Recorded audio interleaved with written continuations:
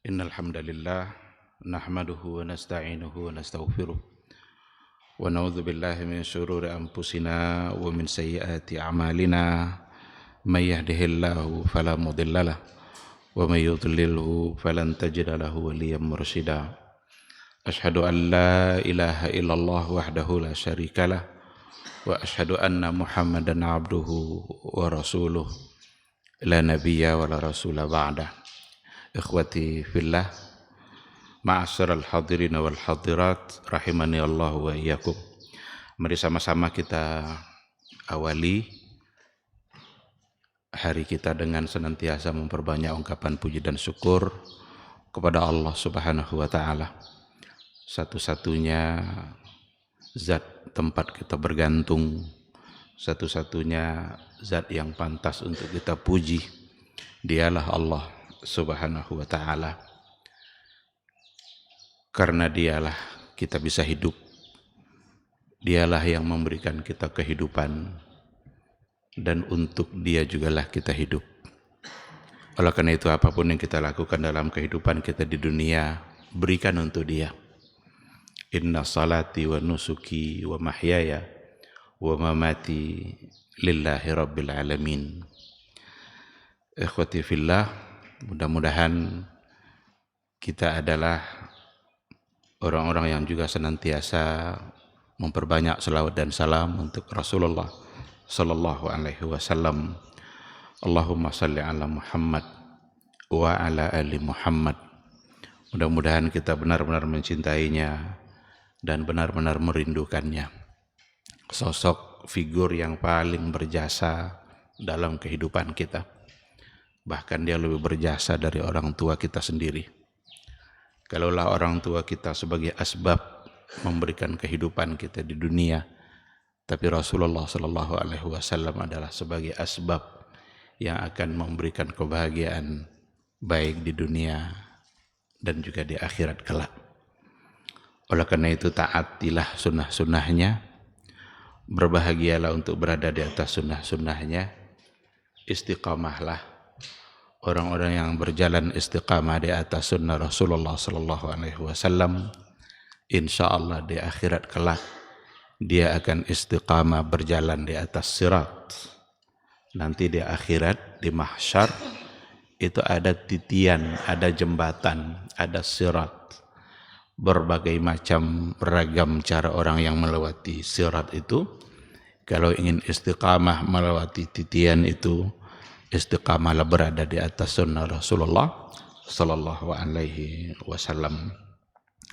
Mudah-mudahan semua kita insya Allah layak dan pantas untuk mendapatkan syafaat, pertolongan dari Rasulullah Sallallahu Alaihi Wasallam atas izin dari Allah Subhanahu Wa Taala. Dan hanya dia pula lah yang diberikan keistimewaan itu pada hari mahsyar. Kata Rasulullah Sallallahu Alaihi Wasallam, 5 perkara yang diberikan kepada beliau dan tidak diberikan kepada nabi-nabi sebelumnya. Salah satu dari yang 5 itu adalah u'titus syafa'ah. Saya diberikan syafaat, kesempatan untuk memberikan syafaat. Dulu Rasul meminta itu kepada Allah. Ada berapa hal yang diminta dulu oleh Allah, oleh Rasulullah Sallallahu Alaihi Wasallam. Seperti Rasul meminta agar umatnya terhindar dari perpecahan. Itu tidak dikabulkan oleh Allah. Tapi yang dikabulkan oleh Allah adalah izinkan nanti saya di akhirat kelak untuk memberikan syafaat. Dan Allah mengizinkan itu. Jadi mudah-mudahan kita insya Allah bisa mendapatkan syafaat dan pertolongan itu. Yauma la yanfa'u malun wala banun illa man atallaha biqalbin salim. Ikhwati fillah, ma'asyiral hadirin wal hadirat rahimani Allah wa iyyakum. Kembali kita pada pagi hari ini melanjutkan kajian tauhid, kajian akidah melalui sebuah buku Syarah Salasatil Usul Al-Muntaqa min Syuruhi Salasatil Usul Kita sudah sampai pada al-martabatus tsalitsah, tingkatan yang ketiga dalam beragama itu adalah ihsan. Islam, iman, ihsan. Kita sudah sampai pada ihsan itu. Pada pertemuan yang sebelumnya kita berikan penjelasan tentang definisi yang datang langsung dari Rasulullah SAW untuk ihsan, dan beberapa dalil yang ada di dalam Al-Quran dan juga di dalam sunnah Rasulullah SAW. Dalam sebuah hadis Nabi sendiri mengatakan bahwa ihsan itu adalah anta'budallah ka'annaka tarahu fa in lam takun tarahu fa innahu yarak. Ihsan itu adalah anta'budallah, kamu menyembah Allah, kamu beribadah kepada Allah, ka'annaka tarahu, seolah-olah kamu melihatnya. Fa in lam takun tarahu fa innahu yarak. Tapi sekiranya kamu tidak melihatnya, karena tadi kan ka'annaka. Ka'annaka itu seolah-olah. Seolah-olah itu berarti tidak melihat secara langsung. Ini yang sudah kita berikan penjelasan bahwa sesungguhnya untuk selama hidup di dunia melihat secara langsung kepada Allah itu tidak akan pernah terjadi, bahkan tak terjadi pun di kalangan para al-anbiya war rusul, baik di kalangan para nabi dan rasul, apalagi kalangan selain daripada nabi dan rasul. Apakah Rasul melihat Allah langsung waktu Isra Mi'raj? Dijawab oleh hadis Aisyah Ummul Mukminin yang bertanya kepada Rasul. Rasul menjawab, nurun anna araha. Nurun, ada cahaya yang meliputi. Anna araha. Anna itu bermakna kaifa araha. Bagaimana mungkin saya bisa melihat. Jadi tidak akan mungkin. Maka ka'annaka tarahu, seolah-olah kamu melihatnya. Ditinggalkan oleh Allah kemungkinan bisa melihat itu nanti di surga sebagai kenikmatan yang bisa melebihi kenikmatan surga itu sendiri. Fa illam takun tarahu fa innahu yarak. Jika memang engkau tidak melihatnya, fa innahu yaraka. Yang harus kita yakini adalah bahwa sesungguhnya Allah melihat kamu. Kita tidak bisa melihat langsung, hanya seolah-olah kita melihatnya. Kalau memang tidak bisa melihat, berarti yang harus kita yakini adalah Allah yang selalu melihat kita. Ayatnya, hadisnya insyaallah dan alhamdulillah sudah kita berikan penjelasan juga.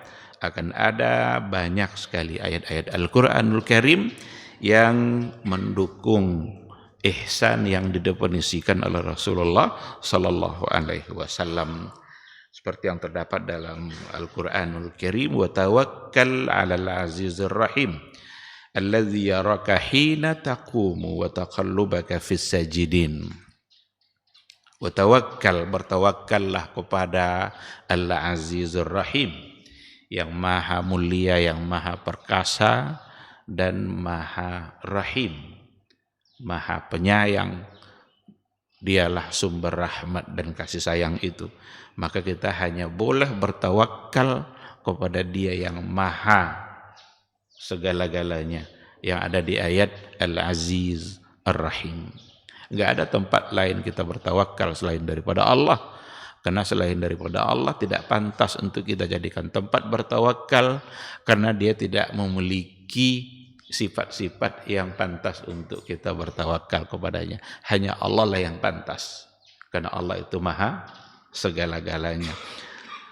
Alladzi yaraka hina taqum, di mana Allah itu yaraka hina taqum, yang menyaksikan, melihat kamu ketika kamu berdiri malam hari. Kalau ada yang bangun qiyam, Allah melihatnya. Ibadah-ibadah yang dilakukan, Allah pasti akan melihatnya. Wa taqallubaka fis sajidin, Taqallubaka fis sajidin. Ibadah kita seperti sholat yang disebutkan sujud, biasa disebut dengan sujud karena inti dari penghambaan kita kepada Allah, di mana kita paling dekat dengan Allah itu ada pada saat kita sujud. Wa taqallubaka fis sajidin. Dan bisa jadi sujud itu adalah ibadah yang memang lama kita lakukan. Karena memang Rasul pun menyuruh untuk melakukan itu. Aqrabu ma yakunul abdu min rabbih wa huwa sajid. Hambaku itu paling dekat denganku adalah ketika dalam keadaan sujud. Fa aksirud doa, maka perbanyaklah doa pada saat sujud itu. Nah, semua yang kita lakukan itu Allah yaraka. Allah melihat ketika berdiri, wa taqallubaka fis sajidin, dan bolak-balik dalam beribadah itu yang dilakukan pada saat sujud. Semua gerakan-gerakan dari ibadah tidak akan ada yang tersembunyi dari pandangan Allah Subhanahu wa taala. Maka ketika dikatakan fa illam takun tarahu fa innahu yarak, jika kamu tidak mampu melihatnya maka Allah pasti melihatmu. Inilah di antara ayatnya. Alladzi yaraka hina taqum wa taqallubaka fis sajidin. Dan tentu akan banyak ayat yang lain, di antaranya juga fa'il wa ma takunu fi sya'nin wa ma tatlu minhu min Qur'an wa la ta'maluna min amalin illa kunna 'alaikum syuhuda. Itu firman Allah Subhanahu wa taala. Tidaklah kamu berada dalam satu keadaan apapun, wa ma tatlu minhu min Qur'an, dan tidak pula lah kamu membaca apapun di antara ayat-ayat Al-Qur'an, wala ta'maluna min amalin, dan tidak pula kamu mengamalkan satu amalan. Di sini min amalin dalam bentuk nakirah. Nakirah itu biasanya oleh ulama usul itu salah satu dari bentuk sigat umum, min siyagil umum. Apalagi di sini adalah nakirah ba'da nafi. Nakirah yang terletak setelah nafi itu faedahnya menunjukkan umum. Min amalin berarti tidaklah kamu kerjakan amal apapun, masuk ke dalamnya semua bentuk amalan. Karena amalan dalam kehidupan kita yang diatur oleh Rasul kita sangatlah banyak. Nah, dari semua yang dilakukan itu illa kunna 'alaikum syuhuda, kecuali kami, kata Allah Subhanahu wa taala, 'alaikum syuhuda. Syuhuda, menyaksikan atas semua perbuatan-perbuatan yang telah atau yang sedang kalian lakukan. Oleh karena itu jangan pernah ragu untuk memperbanyak amal saleh, karena tidak akan ada satupun yang luput dari catatan malaikat Allah, dan tidak akan ada satupun yang tidak disaksikan oleh Allah Subhanahu wa taala. Dan biarlah Allah yang menjadi saksi, biarlah malaikat yang mencatatnya. Tidak mesti kita pula yang ikut-ikut mengambil fungsi malaikat itu. Karena kadang-kadang kita belum mulai beramal tapi sudah masuk ke Facebook. Belum dilaksanakan kebaikan itu, tetapi save di sini ya katanya. Itu tuh bahasanya itu. Dipoto-foto dulu sisi kiri kanan. Baru pegang Quran tuh, dipoto itu. Nah, save di sini ya katanya, biarlah Facebook yang menjaga. Nah, biarkan malaikat yang menjaga. Biarkan malaikat yang mencatat amalan kita. Kita tidak pula mengatakan itu perbuatan yang haram dan lain sebagainya. Kita khawatir itu berpeluang untuk merusak niat. Syaitan itu pintar sekali dalam menggoda kita. Kalau syaitan itu tidak mampu menghentikan kita dari beramal saleh, ini SOP syaitan ini. Syaitan punya SOP dia. Standar operasional prosedur. Yang pertama kali yang diinginkan syaitan apa? Kita berhenti dari beramal saleh. Yang seharusnya kita sholat tidak jadi sholat. Itu inginnya yang pertama sekali. Yang seharusnya kita baca Quran tidak jadi baca Quran. Itu niat pertamanya, tujuan pertamanya. Tapi seandainya tidak mampu dia mencegah kita dari beramal saleh, maka yang kedua sasarannya adalah kita kurangi perbuatan itu. Seharusnya baca Qur'annya 2 halaman jadi satu halaman. Seharusnya salat tahajudnya 4 jadi 2. Seharusnya duhanya lebih nanti dikurangi. Pokoknya dikurangi. Kalau ndak bisa juga dikurangi, ini orang ini semangat kali beribadah, ini goda, ini ndak juga, dia akan rusak niat kita. Berarti dia akan rusak niat kita. Kerjakanlah kebaikan itu ndak apa-apa. Tapi niat yang dirusaknya. Nah, jadi kita khawatir dengan cara seperti itu bisa merusak niat. Dalam berbuat maksiat pun dia punya SOP-nya. Yang diinginkan oleh syaitan yang pertama sekali adalah kita langsung mengerjakan. Langsung terlaksana oleh kita perbuatan itu. Itu niat inginnya syaitan itu. Perbuatan maksiat itu hendaknya kita kerjakan. Tapi kalau seandainya tidak mampu dia membuat kita terjebak pada kemaksiatan, setidaknya kita punya andil dalam berbuat maksiat. Saya tidak ikut, saya minum mabuk-mabukan tuh. Cuma dia yang jual. Dia tidak ikut minum, tapi yang jual dia. Berarti dia punya andil enggak? Punya andil. Nah, oleh karena itu waspadai SOP-nya ini. Dan syaitan itu fokus dalam tugasnya. Satu itulah tugas syaitan itu. Maka sukses dia. Kita ngapa enggak sukses? Banyak kali yang mau dikerjakan.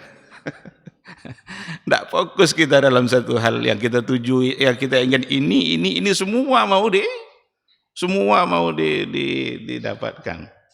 Nah, syaitan fokus dengan satu tugas dan itu janjinya sama Allah. Ketika dia minta panjangkan umurnya kepada Allah, diterima oleh Allah. Anzirni ila yaumi yub'atsun. Beri saya kesempatan hidup nanti sampai pada hari berbangkit. Dan tujuannya apa? Untuk memperbanyak kawan di dalam surga. Satu saja tugasnya, dan dia minta dipanjangkan umurnya kepada Allah, Allah berikan itu.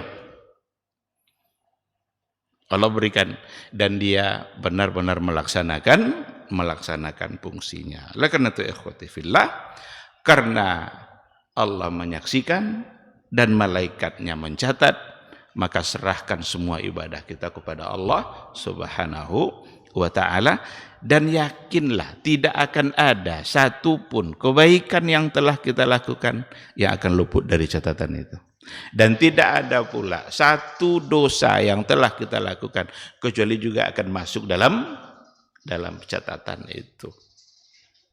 Memohon ampunlah kepada Allah agar catatan itu dihapus, agar dosa kita dimaafkan dan catatannya dihapus. Maka kita diminta untuk beristighfar dan memohon maaf kepada Allah. Karena Allah itu afuun ghafur. Afuun ghafur. Ada di antara penjelasan yang datang dari para ulama, apa beda antara al-maghfirah dengan al-afu?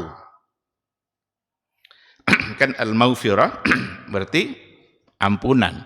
Kalau al-afu maaf. Di antara perbedaannya yang pernah saya baca itu begini. Kalau al-maghfirah, Allah Subhanahu wa taala melupakan dan menghapus dosa, memaafkan kita dari kesalahan. Tapi kalau al-afu itu lebih tinggi daripadanya, karena sampai catatan pun bisa bersih.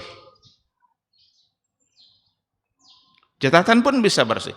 Kalau maghfirah, diampuni kita oleh Allah. Udah, Allah melupakan atau Allah tidak lagi menganggap itu sebagai sebuah dosa. Kalau al-afu sampai bisa terhapus pun dari catatan. Maka ketika Aisyah bertanya kepada Rasulullah sallallahu alaihi wasallam, "Ya Rasulullah, seandainya malam ini malam Lailatul Qadar, apa yang harus saya ucapkan dalam doa saya?" Rasul mengajarkan Aisyah ketika itu dan memilih kata afu. Allahumma innaka afuun tuhibbul afwa fa'fu anni. Nah, ini kata yang diajarkan oleh Rasulullah sallallahu alaihi wasallam kepada Aisyah. Ini yang kamu ucapkan. Allahumma innaka afuun tuhibbul afwa fa'fu anni. Ya Allah, Engkau Maha Pemaaf. Kalau sudah dimaafkan berarti dilupakan segala-galanya, termasuk terhapus dalam catatan. Innaka afuun tuhibbul afwa fa'fu anni. Maka memohonlah kepada Allah dengan memperbanyak istighfar dan juga memperbanyak mohon maaf kepada Allah Subhanahu wa taala. Dan dalam ayat digandeng afuun ghafur itu. Dalam beberapa ayat disebutkan kedua sifat itu bagi Allah Subhanahu wa ta'ala.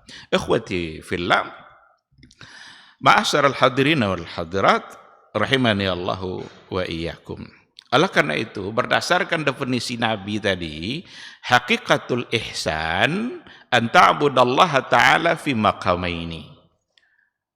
Berdasarkan definisi Nabi dan ayat-ayat yang disebutkan tadi, bahwa hakikat dari ihsan itu adalah an ta'budallaha ta'ala fi maqamaini. Kamu beribadah menyembah Allah fi maqamaini, pada dua makam, dua kedudukan. Maqamain. Yang pertama, maqamul musyahadah. Maqamul musyahadah, makam kedudukan yang musyahadah, wahia akmalul martabataini wa afdalul maqamaini. Ini martabat yang tertinggi, yang paling utama, yang paling sempurna. Apa itu? Maqamul musyahadah. Tapi jangan disalahpahami musyahadah sebagaimana yang dipahami oleh sebahagian orang-orang sufi. Musyahadah seolah-olah kita menyaksikan Allah, hanya sampai pada seolah-olah. Karena Nabi sendiri yang mengatakan ka'annaka tarahu. Beda dengan sebagian kelompok sufi yang mengatakan musyahadah ada saat di mana kita langsung bisa melihat Allah dan benar-benar melihat Allah dengan riyadhah. Dengan berbagai macam bentuk pelatihan-pelatihan, zikir-zikir tertentu, ibadah-ibadah tertentu, yang pada saatnya nanti kalau sudah sampai pada makamnya, pada puncaknya, maka kita akan bisa melihat Allah secara langsung. Dan itu di dunia. Ini pemahaman yang salah, tidak sesuai dengan apa yang dikatakan oleh Rasulullah Sallallahu Alaihi Wasallam. Kalaulah melihat kepada Allah secara langsung bisa di dunia, Nabilah yang paling pantas untuk melihatnya. Tidak ada orang yang lebih saleh daripada Nabi kita. Tidak ada orang yang lebih baik daripada Rasulullah Sallallahu Alaihi Wasallam. Kalau memang mungkin, maka dialah yang paling pantas untuk melihatnya. Tapi masih ada hijab. Itu tidak akan terbuka kecuali nanti di akhirat kelak baru ada kemungkinan untuk itu. Nabi Musa saja ketika meminta untuk diperlihatkan, karena umatnya meminta, lan nu'mina laka hatta narallaha jahrah. Umat Nabi Musa bilang kami tidak akan melihat, tidak akan beriman kepadamu wahai Musa sampai kami melihat Allah secara jahra, secara terang. Tapi tidak bisa. Kata Allah, unzur ilal jabal, coba pandang ke bukit sana. Fa in istaqarra makanahu fasawfa tarani. Coba lihat kepada bukit itu. Kalau bukit itu masih utuh, fasawfa tarani. Ketika itu Nabi Musa Nabi Musa pingsan. Itu Nabi itu.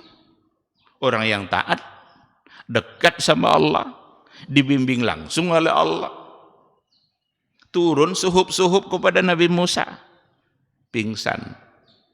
Falamma tajalla, ketika Allah mencoba untuk tajalla, untuk memperlihatkan. Tetapi itu sesuatu yang tidak mungkin. Nah, oleh karena itu yang dimaksud dan maqamul musyahadah tetap saja ka'annahu yusyahidullah. Seolah-olah dia menyaksikan Allah. Li'annallaha, karena sesungguhnya Allah innama hala bainal mu'minina wa baina ru'yatihi fi hazid dunya, fi hazil hayatid dunya.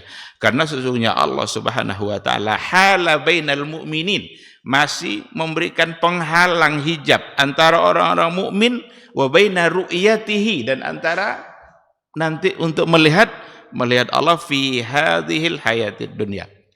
Dalam kehidupan dunia ini Allah masih berikan hijab itu, belum diambil, belum dilepaskan.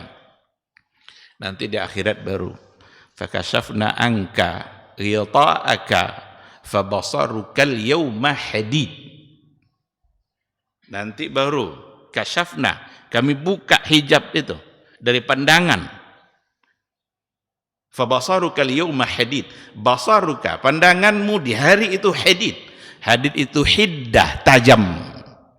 Ketika hijab sudah dibuka, barulah ada kemampuan untuk melihat Allah, dan itu hanya untuk orang-orang yang beriman.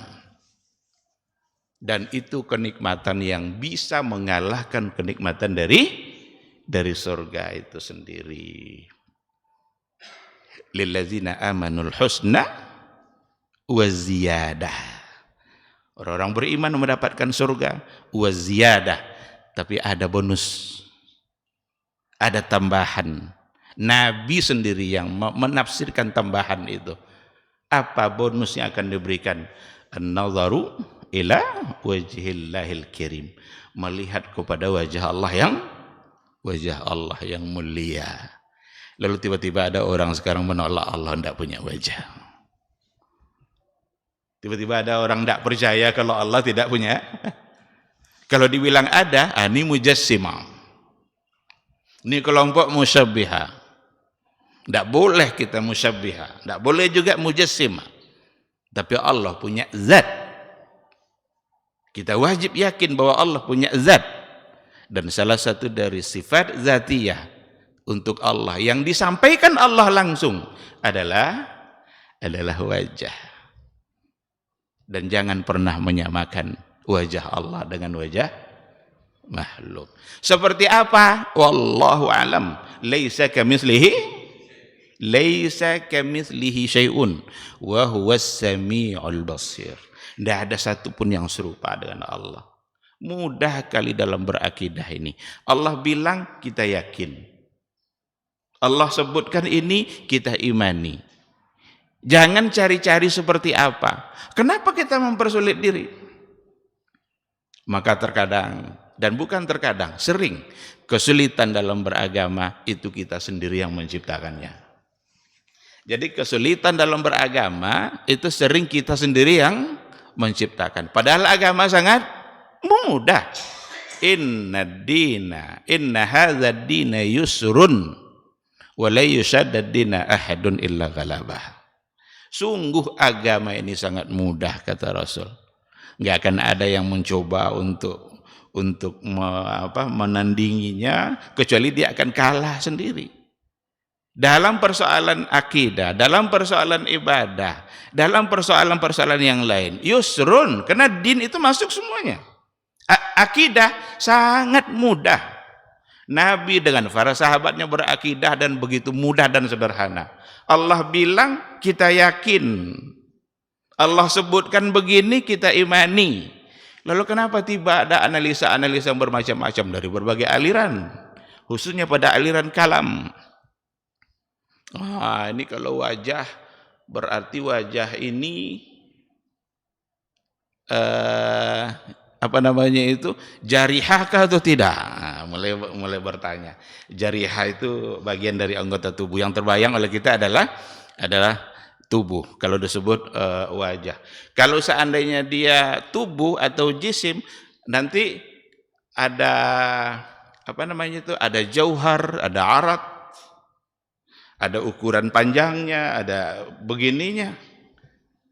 Untuk apa analisa ini semua? Allah sudah bilang laisa kamitslihi syai'un. Tidak ada yang sama dengan Allah. Kalau sudah dibilang tidak ada yang sama, kenapa harus dianalisa lagi? Udah selesai, dia bilang wajah, udah saya percaya. Jangan-jangan orang-orang yang tak percaya Allah punya wajah, dia tidak mendapatkan kenikmatan itu di surga nanti. Apa yang mau ditengoknya, dia tidak percaya dengan adanya wajah. Jadi yakin dengan Al-Quran, yakin dengan hadis Nabi. Dia bilang wajah-wajah. Mudah-mudahan kita semua bisa melihat Allah nanti deh di akhirat kelak. Wujuhun yawma idzin nadhirah, berseri-seri wajah orang-orang beriman itu. Kenapa? Ila rabbiha nazirah, kepada Rabbnya dia melihat. Yang mentakwil-takwilkan tadi apa katanya? Nazirah di sini bukanlah pandangan wajah, tapi nazirah di situ artinya adalah yantazirus thawab. Hari itu wajah orang-orang beriman berseri-seri, yantaziru thawaballah, menunggu-nunggu balasan dari Allah. Padahal balasan surga sudah dapat. Thawab mana lagi? Karena surga sudah didapat. Dan an-nazar itu ziyadah. Nazar itu tambahan nikmat, bonus. Thawab apa lagi yang mau ditunggu? Dan kata nazar, kata ulama lughah, kata nazar kalau dihubungkan sama wajah pasti artinya melihat. Kata nazar dalam bahasa Arab yang digandengkan dengan wajah, maka pasti artinya melihat, bukan yantazir. Di samping itu, kita tidak pernah mendapatkan dalil manapun bahwa nazar di situ artinya adalah yantazir. Padahal untuk menafsirkan Al-Qur'anul Karim bisa dengan tafsirkan ayat dengan ayat. Ada enggak ayat lain yang mengatakan bahwa itu artinya menunggu pahala? Atau at-tafsiru bis sunnah, menafsirkan ayat dengan hadis Nabi, dengan sunnah-sunnah Rasulullah. Ada enggak kira-kira hadis yang mengatakan itu? Atau yang ketiga, tingkatan tafsir ketiga, at-tafsiru bi aqwali sahabah, menafsirkan ayat dengan aqwal, pandangan, pendapat para sahabat. Adakah di antara sahabat-sahabat mulia dulu yang mengartikan itu? Atau tidak? Kalau tidak ketemu yang tiga ini jangan diterima. Karena yang tiga itu adalah tingkatan penafsiran yang paling utama, dan itu model dalam penafsiran. Yang berikutnya itu sudah menjadi perselisihan di kalangan para ulama. Jadi, ikhwati fillah, maqamu al-musyahadah ini yang pertama dari apa yang didefinisikan oleh Nabi. Yang kedua, maqamul muraqabah. Jadi maqamul musyahadah seolah-olah yang kedua maqamul muraqabah. Artinya adalah antas tahdira annallaha yaraka bi an ta'taqida dzalik. Antas tahdir annallaha yarak. Kamu merasakan kehadiran Allah. Merasakan kehadirannya, bahwa sesungguhnya Allah yaraka, Allah melihat kamu, bi an ta'taqida dzalik. Kamu mesti meyakini itu. Kita rasakan kehadiran Allah. Kita kalau merasakan kehadiran Allah dalam setiap keadaan kita, insya Allah kita akan selamat dari berbagai macam bentuk dosa dan kesalahan. Kita terjebak pada dosa itu pasti di saat-saat hati kita lalai dari mengingat Allah.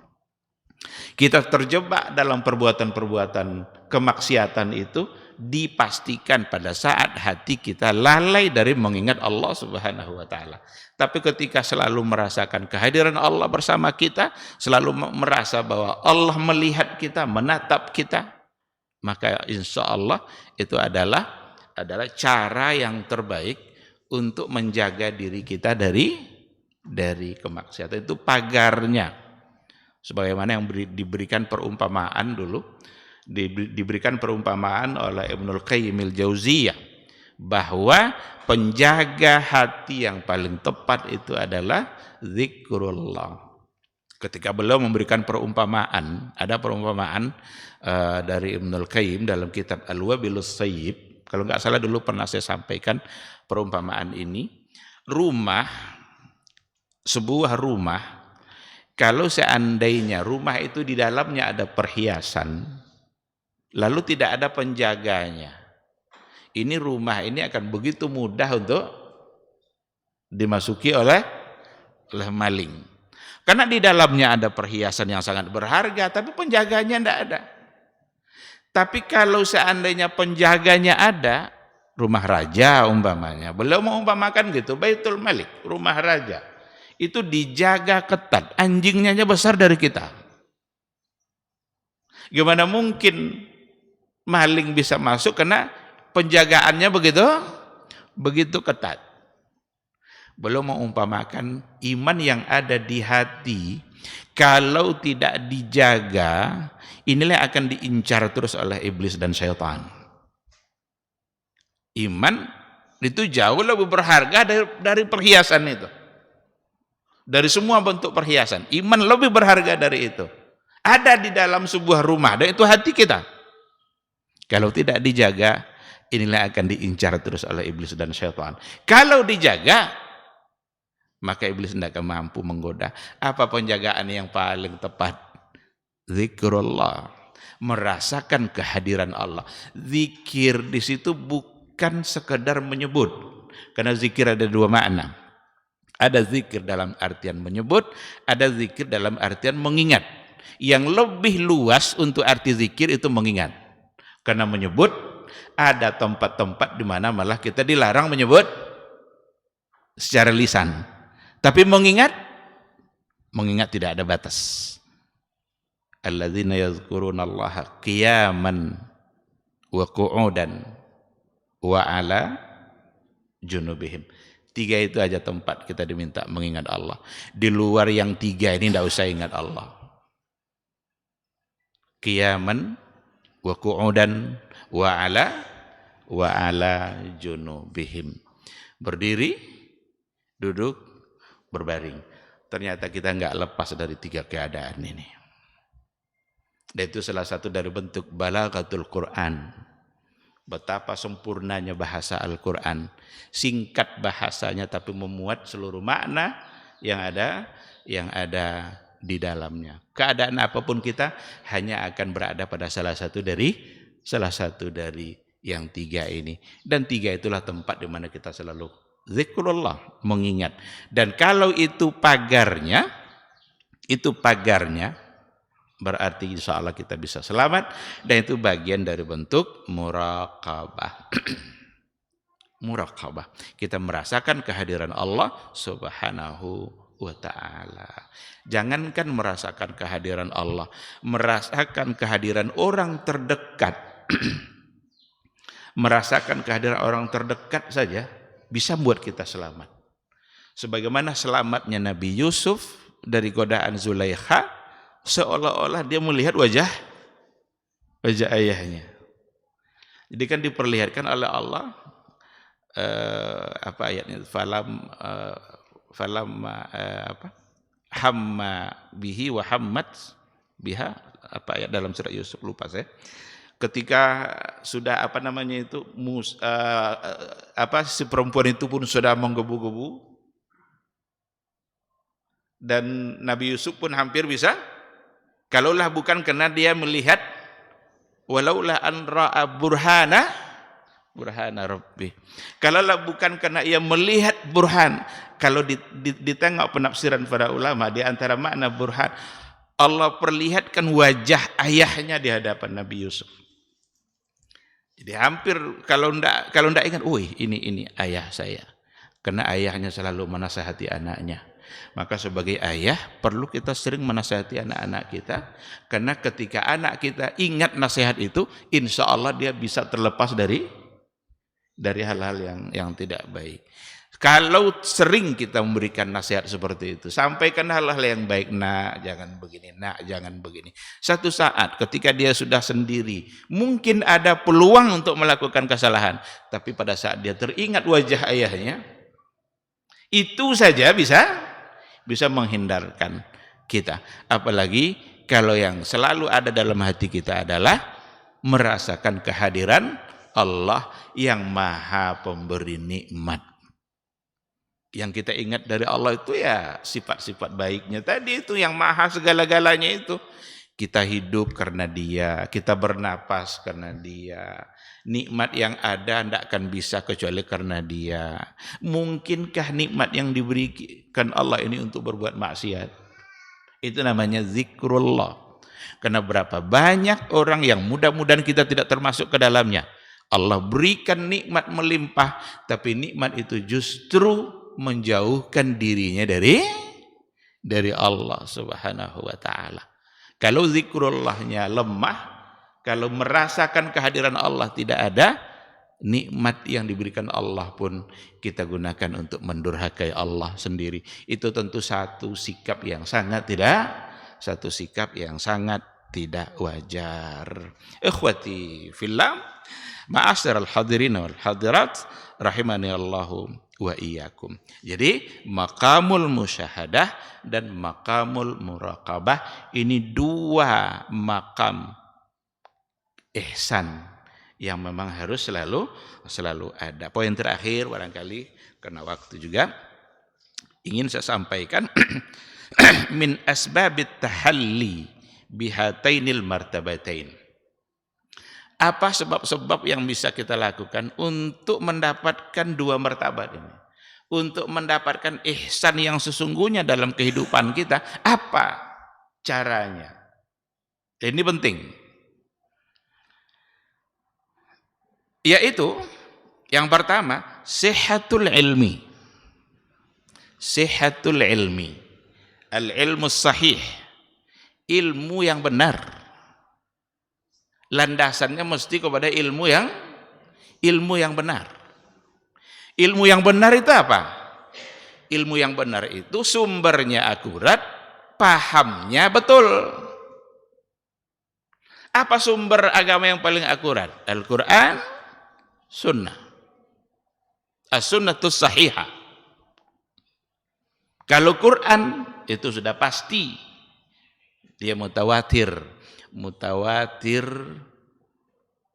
baik itu qat'iyul lurud itu Al-Qur'anul Karim. Dan sudah pasti benar. Tidak boleh kita meragukan satu ayat pun dari Al-Qur'anul Karim. Karena keberadaannya sudah pasti benar. Dan yang kedua adalah as-sunnatus sahihah. Sunnah yang sahih, baik mutawatir maupun ahad. Oleh karena itu, kebenaran ilmu itu sumbernya jelas, kemudian pahamnya juga betul. Dan paham yang paling betul dalam beragama dari Al-Quran dan Sunnah yang sahih tadi adalah fahmus sahabah. Adalah pemahamannya para sahabat. Kalau sudah mulai melenceng dari pemahaman para sahabat, maka alamat kita akan menyimpang dalam beragama. Oleh karena itu bagaimana kita berakidah, tengok bagaimana sahabat berakidah. Bagaimana Nabi berakidah. Bagaimana Nabi mengajarkan para sahabat dalam persoalan akidah. Ini sihatul ilmi sangat penting sekali. Dan paham terhadap ilmu itu sangat penting. Karena agama ini bukan apa maunya kita. Agama ini adalah apa maunya Allah bersama Rasulnya. Yang diinginkan oleh dia berdua, Allah bersama Rasulnya, itulah yang harus kita inginkan juga di dalam beragama. Aqidatan wa ibadah. Baik dalam persoalan akidah maupun dalam persoalan ibadah. Nih, betapa banyak orang yang ngaku-ngaku membawa akidah-akidah baru, dalamnya menyimpang. Ngaku pula itu dari sahabat. Ngaku pula itu dari generasi terbaik. Padahal ketika dijadikan atau dicoba cari landasannya, tidak ketemu dari apa yang dipahami oleh Nabi. Pertama, sihatul ilmi. Kesalahan memaknai musyahadah oleh kelompok sufi yang kita jelaskan tadi, itu karena yang bermasalah ada di sini. Ada pada sihatul ilmi dengan kesalahan di dalam memahami.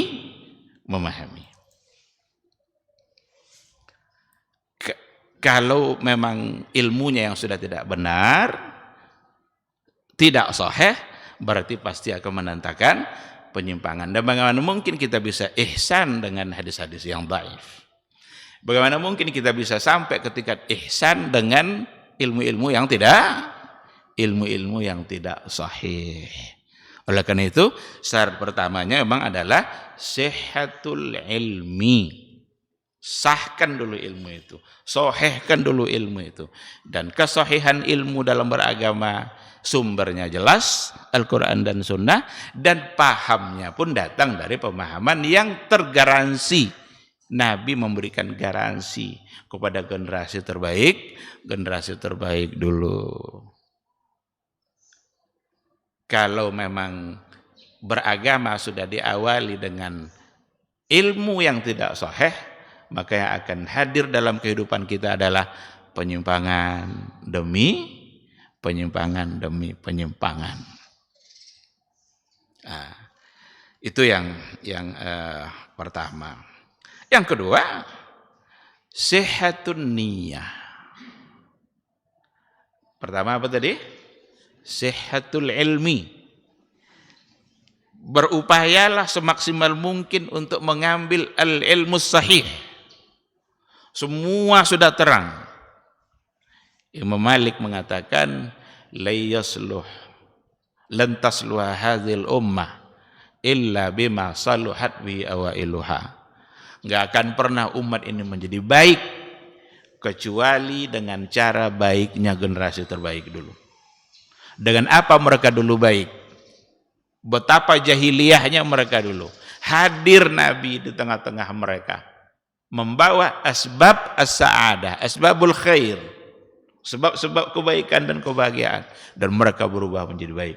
Sebab itu pula lah yang akan bisa membuat kita hari ini menjadi baik. Yang pertama, sihatul ilmi, dan yang kedua, sihatun niyah.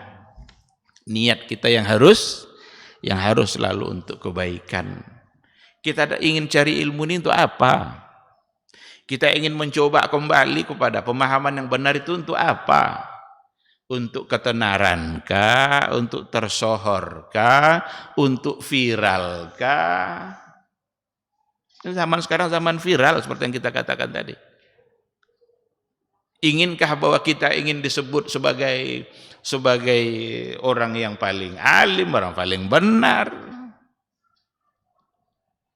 Jangan-jangan dia yang pertama lebih duluan masuk neraka Allah Subhanahu wa ta'ala.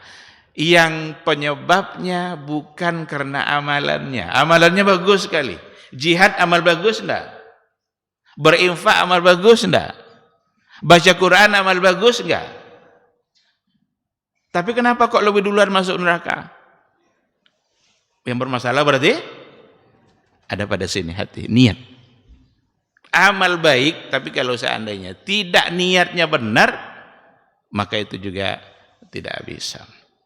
Oleh karena itu, sihatul ilmi saja itu tidak cukup. Harus diikutkan dengan sihatun niyah. Luruskan niat kita dari sekarang. Niat inilah yang akan membuat kita berbeda-beda nanti ini di sisi Allah Subhanahu wa ta'ala. Ada di antara sahabat yang baru saja mengucapkan la ilaha illallah. Baru saja mengucapkan la ilaha illallah. Masuk Islam dia dengan ucapan itu. Datang ajakan untuk berperang. Ikut berperang di jalan Allah. Mati pula dia dalam peperangan itu. Apa kata Rasul? Huwa min ahlil jannah. Dia ahli surga kata Rasul. Padahal modalnya belum banyak. Modalnya hanya la ilaha illallah yang datang keyakinan itu dari hati. Yang paling dalam dan tidak diganggu sedikit pun oleh kesyirikan. Itu aja modalnya. Belum sholat, apalagi haji. Apalagi zakat. Tapi Rasul bilang, huwa min ahlil jannah. Ada di antara sahabat yang lain yang udah berkali-kali ikut berperang bersama Rasul. Tidak terhitung lagi berapa jumlah panah, tusukan-tusukan di badannya. Pas dia wafat, apa kata Rasul? Huwa min ahlin nar. Dia adalah ahli neraka. Heran sahabat, kok Nabi bilang ahli neraka ini? Padahal dia orang yang selalu ikut berjihad, berjuang. Dicoba telusuri. Ternyata ketika banyak tusukan-tusukan panah, dia agak menjauh dari kawan-kawannya, merasa tidak sanggup lagi menahan tusukan-tusukan itu, dan akhirnya dia membunuh dirinya sendiri. Nah, oleh karena itu, sehatun niyah ini sesuatu yang menjadi penting untuk menggapai al-ihsan. Ibadah kepada Allah secara ihsan tidak dapat tidak diikutkan, harus diikutkan dengan sehatun niyah. Yang ketiga, wa husnul amal. Baikkan pelaksanaannya. Ikhlas, ilmu sudah benar, niat sudah baik, tapi kalau mengerjakannya asal-asalan, berarti juga belum akan sampai kepada al-ihsan. Dan ketika kita sudah merasa benar-benar sempurna mengerjakannya, ruku kita sudah betul, sujud kita sudah betul, tetapi diikutkan dengan yang keempat, wal i'tirafu bit taqsiri fi haqqillah. Akui diri kita ini sebenarnya masih belum sempurna dalam memberikan hak Allah Subhanahu wa taala. Jangan muncul pula kesombongan. Tetaplah memohon ampun kepada Allah atas kekurangan-kekurangan amal kita, karena hanya Allah lah yang tahu hakikat dari apa yang telah kita lakukan. Kita sudah berikan infak itu untuk Allah, atas nama Allah. Setelah itu mohon ampun kepada Allah. Jangan-jangan yang kita berikan ini sebenarnya seharusnya lebih dari itu. Atau jangan-jangan ada terselip sedikit-sedikit dari niat yang salah dalam pelaksanaan ibadah. Maka kita merasa muqassir, kita merasa ada taksir, ada kekurangan di situ dalam melaksanakan hak-hak Allah. Mudah-mudahan Allah menyempurnakannya, mudah-mudahan Allah memaafkan kekurangan-kekurangan itu atau menganggap dia sudah sempurna. Ikhwati fillah, ma'asyiral hadirin wal hadirat rahimani Allahu wa iyyakum. Ini barangkali yang menjadi kajian kita pada pagi hari ini. Mudah-mudahan apa yang kita bahas dalam persoalan ihsan sebagai tingkatan ketiga dalam beragama, nah ini adalah tingkatan tertinggi yang akan menyempurnakan keislaman dan keimanan kita. Islam, iman, maka disempurnakan dengan al-ihsan dalam artian yang sesungguhnya. Terima kasih. Mudah-mudahan Allah selalu membuka hati kita, semangat terus untuk belajar, dan semangat terus untuk mengamalkan apa yang kita pelajari. Sebelum kita tutup, barangkali ada satu atau dua pertanyaan. Kalau ada, nah silakan. Waalaikumsalam warahmatullahi wabarakatuh.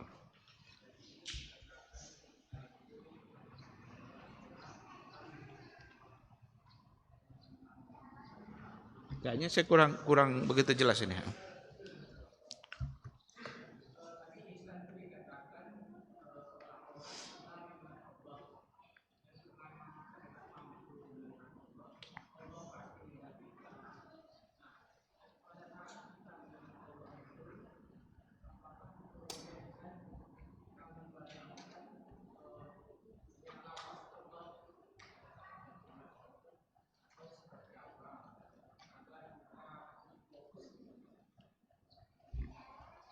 Iya. Kita mau membayangkan apa, itu kan enggak tahu kita apa yang mau kita bayangkan. Jadi nanti salah dalam bayangan. Salah dalam bayangan. Lafaz Allah, nanti setan bawa pikiran kita kemana-mana itu. Ada di dinding lafaz. Lafaz Allah, teringat pula lafaz itu. Di sekeliling lafaz itu kayaknya ada hiasan-hiasan. Akhirnya nanti pikiran kita jadi kemana-mana. Dikarenakan memang kita tidak punya alasan kemana kita harus mengingatnya, ya berarti memang tidak perlu untuk dicari-carikan cara untuk mengingat yang tadi itu. Tetapi yang jelas kan Rasul sudah bilang, seandainya kalian tak bisa melihat, berarti Rasul sudah menafikan itu. Ambil poin yang kedua. Fa illam takun tarahu fa innahu yarak. Maka yang paling harus kita yakini itu adalah yang kita mampu. Allah tidak pernah menuntut kita untuk yang kita tidak mampu. Karena sudah dinafikan kemampuan melihat, berarti kita tidak mesti fokus ke situ. Tinggal fokus yang keduanya. Apa itu? Muraqabah. Kita merasa bahwa Allah selalu melihat. Allah selalu melihat kita. Nah, dengan merasakan itulah, dan itu insya Allah kita mampu. Karena Allah yang menyuruh melakukannya, Rasul yang menganjurkan. Tidak mungkin kita disuruh melakukan sesuatu yang kita tidak mampu. Nah, oleh karena itu, tidak mesti kita mencari-cari seperti tadi, karena khawatirnya seperti itu. Coba nanti akan terjadi itu. Apalagi kita pernah melihat kaligrafi. Pernah melihat kaligrafi lafaz Allah yang diukir-ukir. Lafaznya sedikit saja, tapi ukirannya. Jangan-jangan nanti kita lebih banyak mengingat ukirannya itu.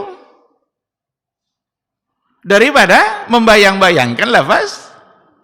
Oleh karena itu, merasa bahwa kita dilihat. Kita merasakan bahwa kita dilihat oleh Allah. Sedangkan bos aja kalau lihat, itu pura-pura kerja semua tuh kan. Tapi kalau keluar bosnya nanti dari kantor, baca koran, main game, buka laptop, main game kartu-kartu, segala macam. Pas masuk bosnya, langsung pura-pura kerja. Maka semangat merasa bahwa kita dipantau terus oleh Allah, ditatap terus oleh Allah, itu akan bisa memunculkan pertanyaan dalam hati kita. Apa pertanyaan yang muncul dalam hati? Pantaskah kita bermaksiat dan kita sedang dilihat oleh Allah? Pantaskah kita bermaksiat sementara kita bernapas, ini Dia yang memberikan oksigen? Pantaskah kita bermaksiat, badan kita kuat berbuat maksiat itu hanya karena Allah yang memberikan kesehatan? Kalaulah disakitkan kita oleh Allah semua, kita nggak bisa melangkah kemanapun. Sekarang diberikannya kesehatan. Pantaskah sehat itu untuk mendurhakainya? Ini pertanyaan-pertanyaan yang insya Allah kalau muncul selalu di hati kita, itu bisa membantu kita untuk muraqabah, merasa selalu dipantau oleh Allah Subhanahu wa ta'ala. Wallahu Subhanahu wa ta'ala a'lam. Ada lagi? Tafadhal.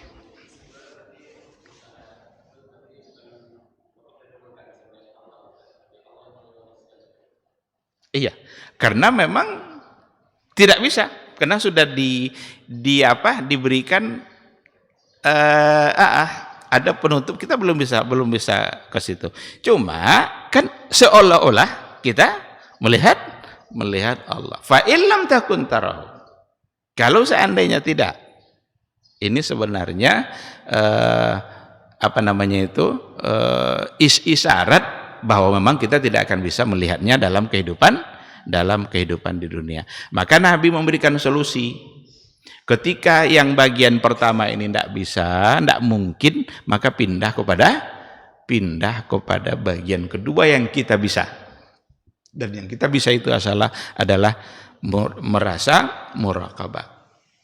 Nastahdir hudur Allah, kita merasakan kehadiran Allah Subhanahu wa ta'ala. Wallahu a'lam.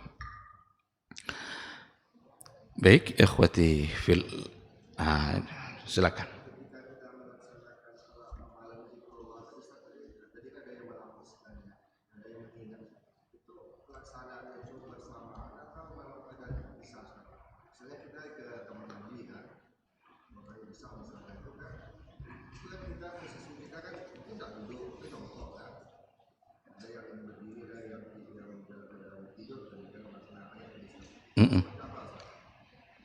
Iya, apakah harus secara bersamaan? Kalau kita menyebut lalu tidak diikutkan dengan hati, saya kira ini sia-sia ini. Menyebut tapi tidak diikutkan dengan hati. Jangan-jangan kita sedang mimpi. Jangan-jangan kita sedang tidak sadarkan diri. Tapi kalau mengingat tanpa menyebut, mungkin. Mengingat tapi tidak langsung menyebut. Kalau menyebut, itu memang seharusnya ikut di dalamnya hati. Maka ketika kita sholat, saat kita bertakbir, Allahu Akbar, itu kan lisan kita berucap. Bukankah kita harus menghadirkan hati? Oleh karena itu, ketika kita menyebut Allah, itu memang seharusnya yang ikut adalah hati, agar tidak terkesan asal-asalan. Coba kalau ada orang berdoa, maunya tangannya dia mengangkat tangan begini berdoa, tapi matanya entah kemana-mana, karena masjidnya bagus, sibuk nengok masjid, tapi dia berdoa juga nih, ya Allah, tapi nengok masjid, gimana kira-kira? Kan seolah-olah bermain-main kan?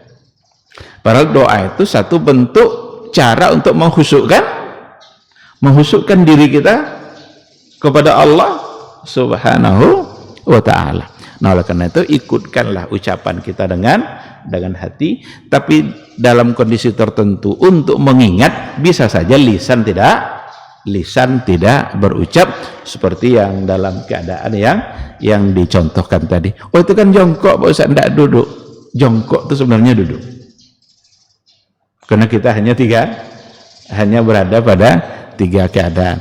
Atau baring itu, baring punggung begini, atau baring yang jelas itu adalah baring. Saya kira seperti itu. Wallahu subhanahu wa ta'ala a'lam. Nah, silakan.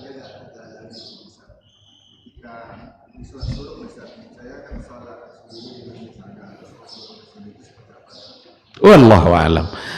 Yang jelas kalau kita lihat zahirul hadis, memang adalah orang yang sholat subuh, lalu ia berzikir di tempat di mana dia sholat, kan begitu. Lalu kemudian nanti dia sholat dua rakaat. Nabi tidak menyebut, tidak ada bahasa isyraq itu langsung dari Nabi, tapi cuma di situ sampai terbit matahari. Ada sebagian yang menganggap ini hadis tidak sampai ke tingkat sahih, tapi banyak yang menghukumkannya sebagai hadis yang dapat untuk diamalkan. Kalau itu dia lakukan, maka dapatlah dia seperti pahala haji kan, tamatan tamah, sempurna. Sekarang bagaimana? Saya sholat di sini nih, cuma karena ada kajian di sana, saya pergi ke sana.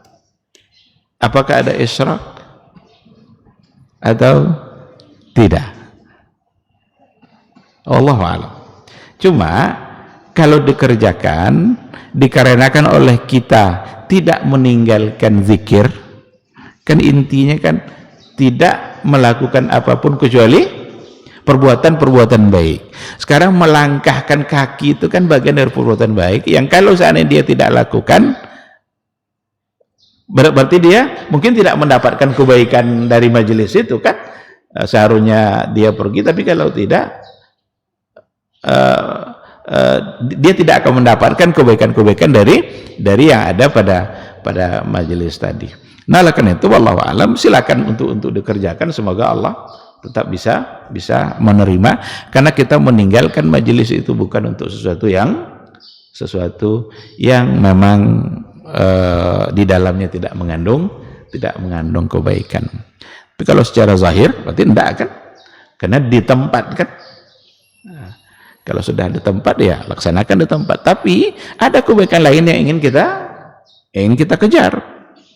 Zikir di tempat sangat baik sekali.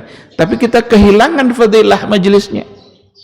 Nah sekarang kita ingin mengejar fadilah majelis, banyak fadilah majelis. Melangkahkan kaki ke majelis saja itu sudah mendekatkan ke surga Allah. Belum sampai ke majelis lagi itu. Man salaka tariqan. Salaka itu kan baru berjalan kan? Sudah ada fadilahnya.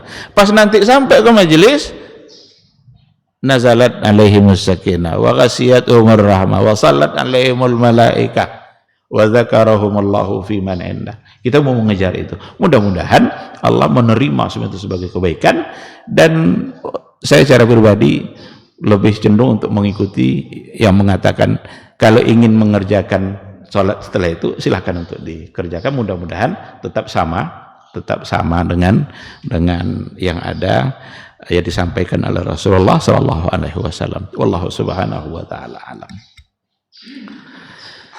Baik, saya kira cukup ya, jam 7:04. Demikian kajian kita pada pagi hari ini. Ada sesuatu yang sekedar untuk menginformasikan dalam yang hubungannya dengan masjid kita. Yang pertama sekali ya terima kasih kepada seluruh donatur yang telah memberikan hartanya dimanapun ia berada untuk turab kita. Alhamdulillah sudah bisa kita selesaikan. Ragu-ragu memulainya, tapi kata kawan-kawan mulai aja katanya, insya Allah nanti itu selesai itu. Dan ternyata alhamdulillah turab kita sudah selesai. Untuk ke depan insya Allah kita akan lihat ke bagian atas insya Allah untuk plafonnya, karena kalau pas sholat siang, sholat Jumat itu kayaknya hawanya panas sekali. Alhamdulillah ada kipas. Tapi pada masa Nabi tidak ada juga kipas dulu kan. Hati mereka tenang karena di hati mereka ada surga. Jadi mereka tetap aja sepanas apapun mereka tetap aja. Cuma kita ini sudah dimanja dalam kehidupan kita. Sudah dimanja oleh teknologi. Apa dibuat orang ingin pula kita membuatnya. Rencana ke depan kita akan coba lihat ke atas untuk plafonnya. Kalau ada kawan-kawan nanti kawan yang punya kawan lagi ya kan gini masalahnya nih kan. Ini Ustaz Nanda ini banyak kawannya.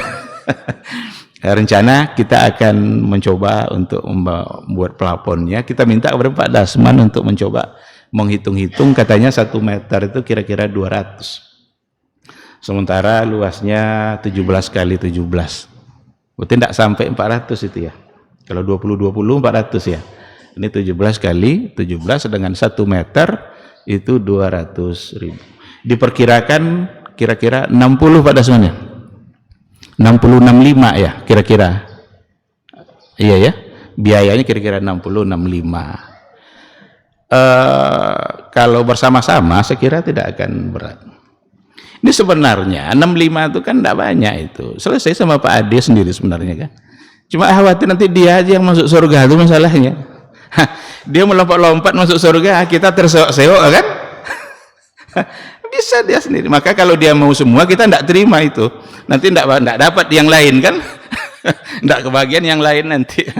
Kalau mau separuh dia boleh lah, tidak apa-apa lah kan. Maaf bercanda. Ya, jadi sedikit demi sedikit yang kawan punya kawannya lagi, ini saya kira tidak akan lama itu untuk mencari. Ada barangkali yang 1 meter, 2 meter. Pokoknya kalau ada yang mau semua kita mungkin tidak. Nanti nggak kebagian pahala yang lain itu masalahnya. Insya Allah mohon doa dari semua kita dan semoga Allah memudahkan biar ibadah kita semakin nyaman. Lagian juga burung terbang pagi-pagi ada nampak. Walaupun ada persoalan para ulama kan itu tidak termasuk najis kita. Tapi nengok banyak tai burung itu kan tidak nyaman juga kita. Kalau sudah ada pelapon mengurangi kerja juga kan, kita tidak lagi sibuk dalam mengurus hal-hal yang kecil seperti itu, tapi kita bisa fokus pada ibadah-ibadah. Jadi itu sekedar informasi, tapi kepastian angka mungkin nanti dipastikan, tapi diperkirakan kira-kira 1 meter itu 200. Semoga Allah memudahkan apa yang kita niatkan dan semoga Allah menerima semua amal kebaikan kita. Terima kasih. Kita tutup dengan doa kafaratul majlis. Subhanakallahumma wa bihamdika asyhadu an la ilaha illa anta astaghfiruka wa atubu ilaik. Wassalamualaikum warahmatullahi wabarakatuh.